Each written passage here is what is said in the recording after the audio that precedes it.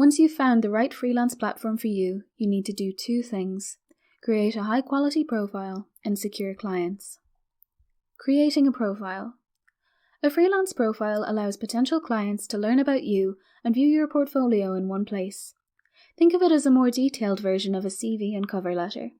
Your profile will be formatted in different ways depending on which platform you use, but the two key elements are a description of your skills and a strong portfolio. Most freelance platforms will have beginner guides that help you to create a solid profile. While these are a great place to start, make sure to add something extra that's unique to you. Check out the top freelancers' profiles on the site you're using, then compare them to less successful profiles. What are the differences? A lot of the time, it's personality. As a freelancer, you're marketing yourself, so don't be afraid to show who you are. List your experience, your work preferences, and what do you hope to get out of being a freelancer. Feel free to add a short description of yourself and include a bit of humor. Clients hiring freelancers want someone they can communicate with, so adding a personal touch will make you seem more approachable and easy to work with. Depending on your profession, your portfolio might be varied or specific. For example, a graphic designer's portfolio might include website layouts, logos, and print content, but a software developer's portfolio might only include Python projects. What you include in your portfolio shows clients what you're interested in working on. Don't include examples of work if you don't intend to do that work again. If you want varied projects, include varied work. If you want to focus on a niche area, only include samples of that area. A common mistake for beginners is to include a sample from every project they've ever done. While this does show you've done a lot, a prospective client won't want to scroll through a long list to find something relevant to their project. Choose a dozen or so of your best pieces from the last 2 years. Don't include content older than this unless it is exceptional. As you secure work, change out some of those older pieces if you create something better. You can build up your portfolio as your freelance career grows, but it's best to start small. Securing clients. It's that age-old adage: you need experience to get a job and a job to get experience. Most clients look for experienced freelancers who they feel they can trust to complete the project, so it can be difficult to secure your first few jobs and build a name for yourself. The best way to do this is to charge a low amount. Unless you have some money saved, don't quit your day job as soon as you begin freelancing. With a low rate, you will be able to secure those first few jobs and get positive reviews on your profile. It will probably take a few months to build up enough work so you can charge a rate you're happy with. Once you're doing enough work at a high enough rate that you can support yourself, you can move into full-time freelancing. Freelancing can be financially unstable, as how much money you make completely depends on the amount of work you do from week to week. The best way to stabilize your income is to build relationships with a select number of clients and work with them as often as possible. Writers might produce monthly content for a website, or marketing analysts might work with a company every quarter. Whatever area you work in, identifying sources of recurring work is the key to a steady income. Conclusion. After reading this book, you should know what freelancing is, what kind of freelancer you can become, and how to do it. If not, go back and start again. Freelancing is a uniquely rewarding career path, but you need to have initiative and determination in order to succeed at it. Find your niche, choose your marketplace, and build your brand. It might not be as glamorous as you dreamed, but starting small will help you to grow your freelance career into something amazing. Working as a freelancer means you're your own boss. This has the obvious perks of creating your own schedule and choosing what you work on, but it also means that you need to be strict with yourself. Reevaluate your profile every so often, update your portfolio, and examine the direction of your career. It's a bit of extra work, but definitely worth it.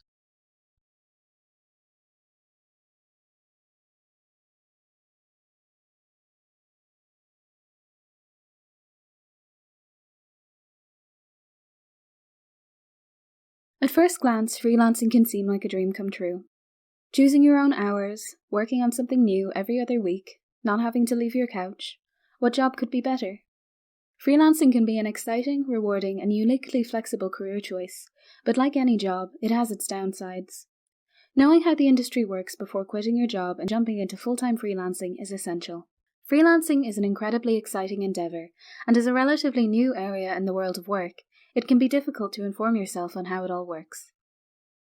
Freelancers are self-employed workers who are hired by clients to provide specific services, usually on a short-term contract basis. The biggest difference between working as a freelancer and a full-time employee is flexibility. As a freelancer, you decide who you work for, what projects you accept, where you work, and what your schedule will be like. Freelancing is a viable career option for anyone with a computer, internet connection, and space to work. If you're a self-starter who likes to control your daily work, then freelancing could be the perfect choice for you.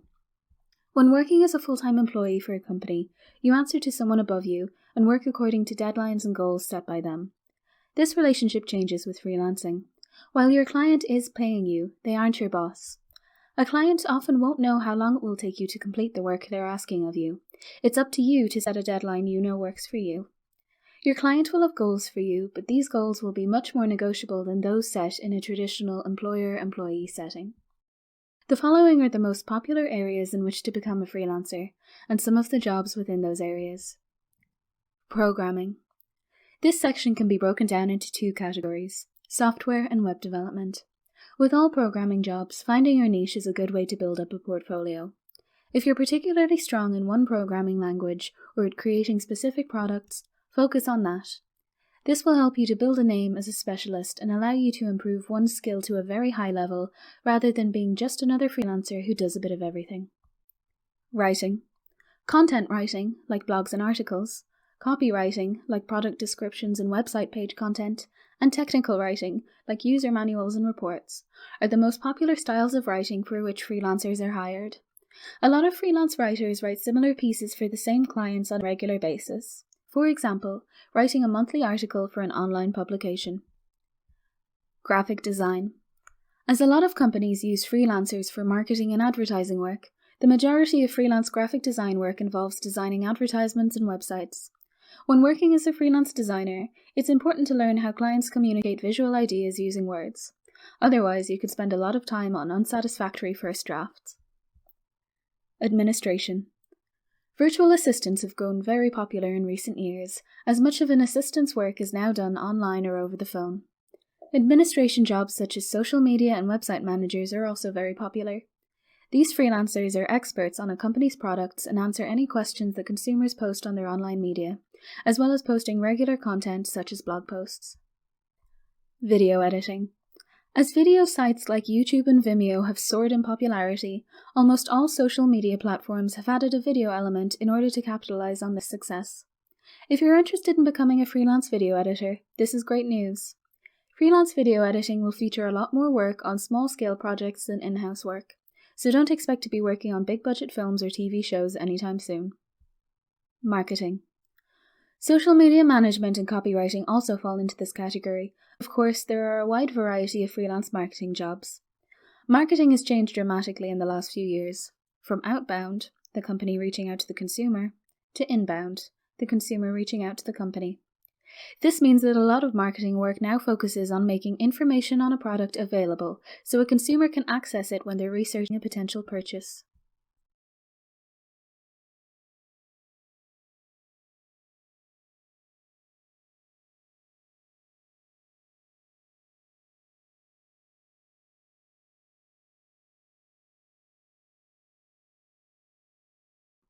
While some freelancers use a blog or email newsletter to find clients, there are dozens of freelance platforms that help beginners to find work. A freelance platform is a marketplace where freelancers and clients both have profiles. Clients post jobs that they want completed, and freelancers respond with their interest.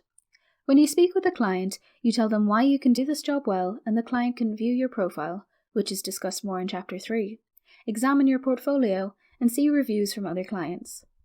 Many of these platforms use escrow, meaning that the client's money is saved by the site when your contract begins and released to you when the work is completed.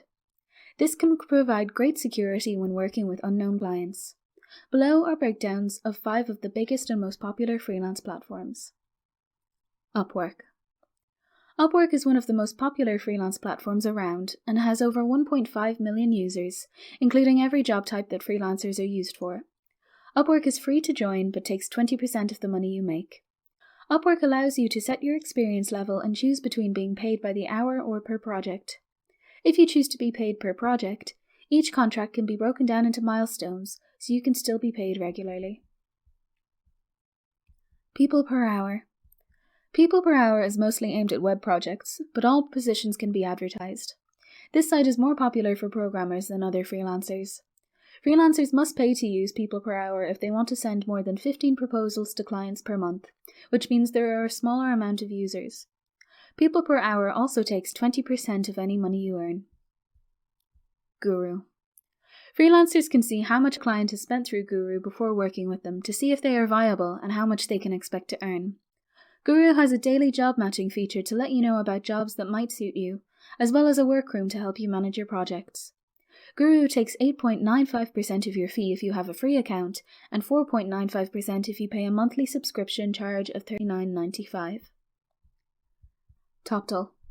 TopTal does not cater to all freelance areas. It exclusively provides web developers, designers, and finance experts. TopTal is also exclusive when it comes to the freelancers themselves.